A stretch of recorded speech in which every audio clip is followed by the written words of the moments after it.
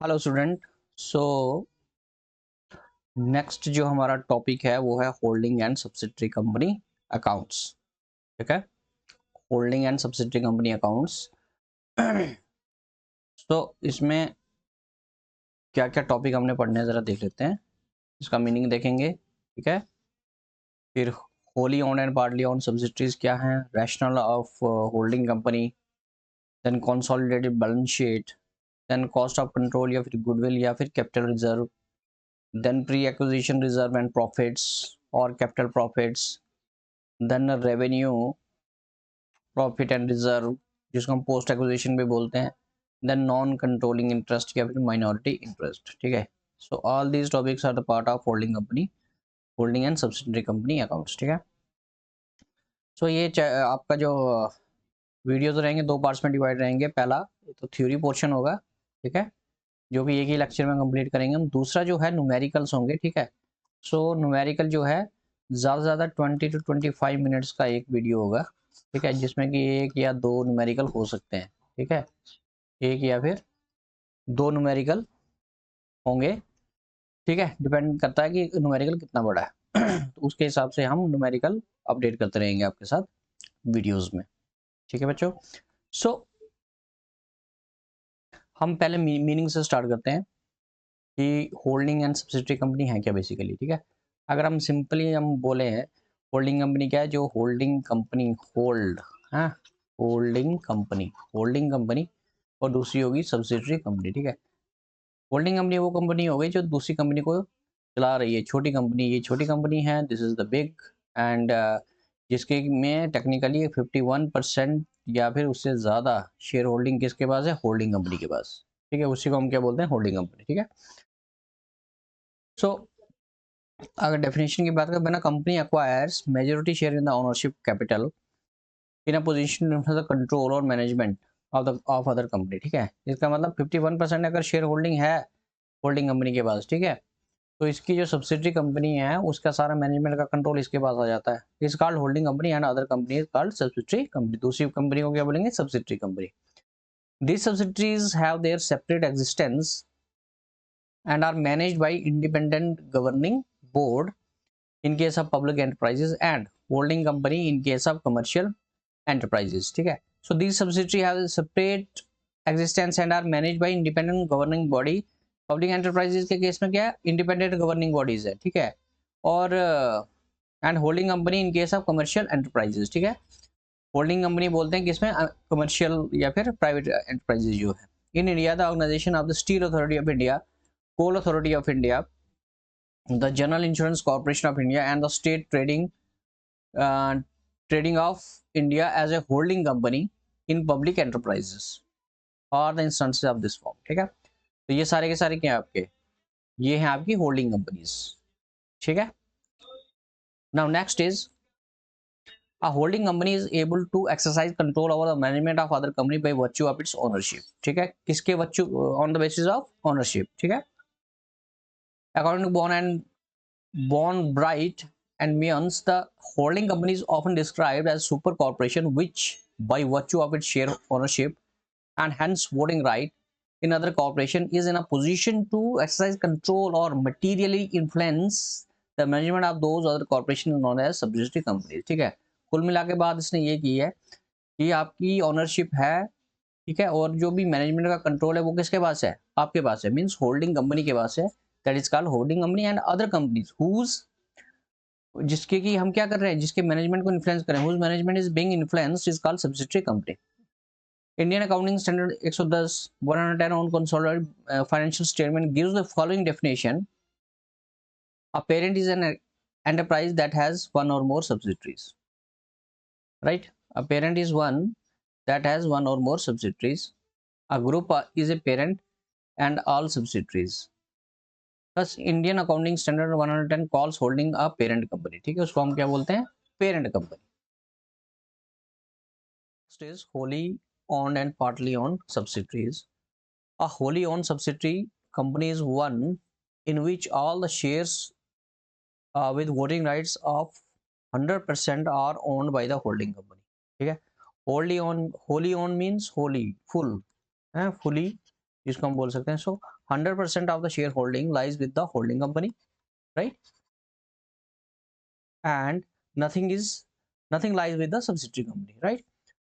But in case of partly owned subsidiary companies, only more than 50% of the shareholding lies with the holding company, right? अगर हम इसको बात करें तो कैसे, a wholly owned subsidiary is one in which all the shares with the voting right of 100% are owned by the holding company, whereas a partly owned subsidiary only the majority of shares more than 50% are owned by the holding company. In a wholly owned subsidiary there is no controlling interest, ठीक है, there is no non-controlling interest because all the shares of the voting rights are held by the holding company. Okay, सब सारे के सारे voting rights किसके पास है, holding company के पास. On the other hand, in a partly owned subsidiary there is a non-controlling interest. उसमें क्या होता है, non-controlling interest होगा, जिसको minority interest भी बोलते हैं, ठीक है, because less than 50% with the voting rights are held by the outsiders other than holding companies, ठीक है. So suppose करो 80% holding company के पास है, तो 20% जो शेयर होल्डिंग होगी वो किसके पास होगी, सब्सिडरी कंपनी के पास, ठीक है. तो होल्डी ओन्ड जिसमें कि 100% शेयर होल्डिंग होल्डिंग कंपनी के पास होगी, and in case of partly owned only more than 50% of the shareholding lies with the holding company and only 20% lies with the 20 or you can say less than 50% lies with the subsidiary company. So next is consolidated balance sheet. Consolidated, ठीक है, combined. Preparation of consolidated balance sheet is a much of help to the holding company to show the clear picture, right? Okay, it's very important. It's very important to show the balance sheet of both holding company and subsidiary company, okay, in a combined way, ठीक है.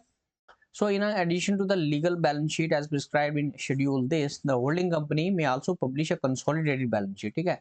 एक consolidated balance sheet बनाई जा सकती है in which all the assets and liabilities of the subsidiary company subsidiaries are given along with its own assets and liabilities, ठीक है. एक बैलेंस शीट एक्स्ट्रा बनानी है जिसमें कंसोलिडेटेड बैलेंस शीट है जो किसकी होगी, holding company plus subsidiary company दोनों के एसेट्स और लाइबिलिटीज होंगे जिसमें, ठीक है. ये अगर ये एसेट्स है और ये लाइबिलिटीज है, तो यहाँ पर होल्डिंग कंपनी की भी होंगी और सब्सिडरी की भी होंगी, यहाँ पर भी होल्डिंग और सब्सिडरी दोनों के होंगे, ठीक है. So shareholding of the holding company are interested in knowing the affairs of the company of the subsidiary company as a part of their money given to the holding company is invested in the subsidiary company. So shareholder को क्या चाहिए कि affair कैसा चल रहा है company का, ठीक है, knowing the affairs of the company वो कैसे पता चलेगा, बैलेंस शीट से, ठीक है. तो बैलेंस शीट से तभी पता चले जब भाई बैलेंस शीट बनी हो किसकी, होल्डिंग की भी और सब्सिडियरी कंपनी भी कंबाइंड, ठीक है. So it becomes a safe for director the holding company to disclose the shareholders of the holding company the extent to which they are entitled to net assets of the subsidiary company, right? So next is, in short, अगर हम बात करें, the purpose of the consolidated balance sheet statement is to present primarily the benefit of shareholder and creditors, ठीक है. इनका जो benefit है, इनके बेनिफिट के लिए हम क्या करते हैं, कंसोलिडेटेड फाइनेंशियल स्टेटमेंट बनती है of the parent company. Financial information about the economic activities of the group as a whole, example economic resources controlled by the group, obligation of the group and the result of group achieves. If the holding company has 100% shares in the subsidiary company, then all assets and liabilities of the subsidiary company belong to the holding company. So while preparing consolidated balance sheet, investment of the holding company in the subsidiary company should be replaced by the assets and liabilities of the subsidiary company if all the shares of the subsidiary company have been purchased by the holding company. It must be shown as an investment. तो share holding means की assets and liabilities को replacement हो जाएगी किसके साथ, investment के साथ. So share capital of the subsidiary company is not taken into the consolidated balance sheet because it gets itself adjusted in the investment in shares of the subsidiary company acquired by the holding company, ठीक है. So share capital किसकी, subsidiary company की, वो नहीं लिखनी हमने consolidated balance sheet में, ठीक है. हमने सिर्फ क्या लिखना है, हमने की इन्वेस्टमेंट कितनी की है, ठीक है, उसमें क्योंकि एडजस्टमेंट हो जाएगी उसकी. तो next is cost of control या फिर गुडविल और कैपिटल रिजर्व, ठीक है. अब जब भी हम सब्सिडियरी कंपनी को खरीदेंगे तो हमें कुछ पेमेंट करनी पड़ेगी. क्या करनी पड़ेगी, payment.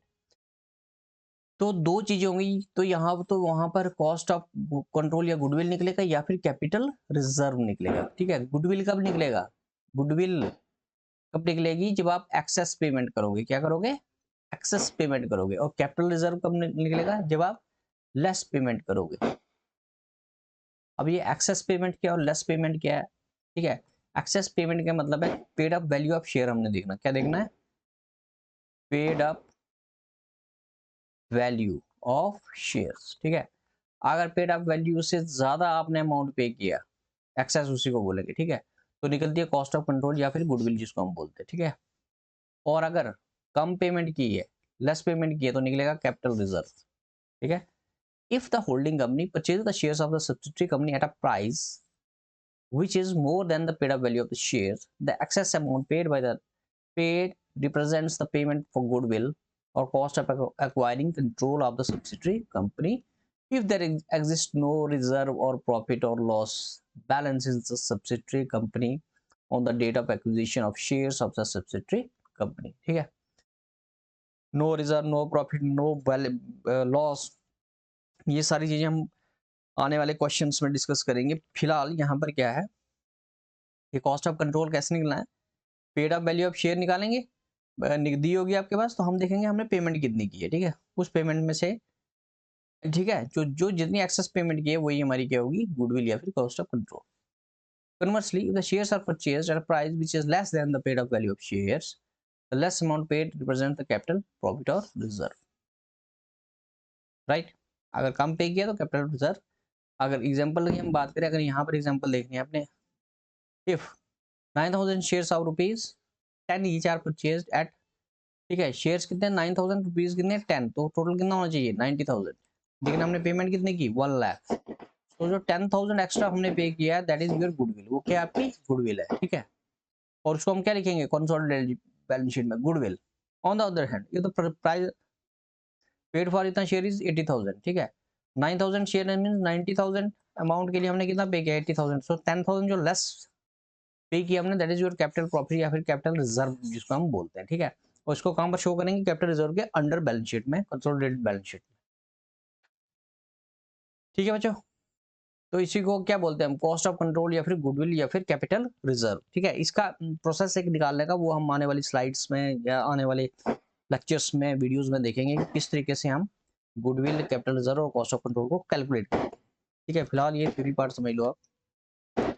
Next is pre acquisition reserve and profits और capital profit. Pre acquisition profit या फिर रिजर्व। ठीक है, ठीक है, हमने एक्वायर की, ये सपोज करो दिस इज 1 अप्रैल। ठीक है, एंड दिस इज 31 दिसंबर, 31 दिसंबर नहीं, 31 मार्च।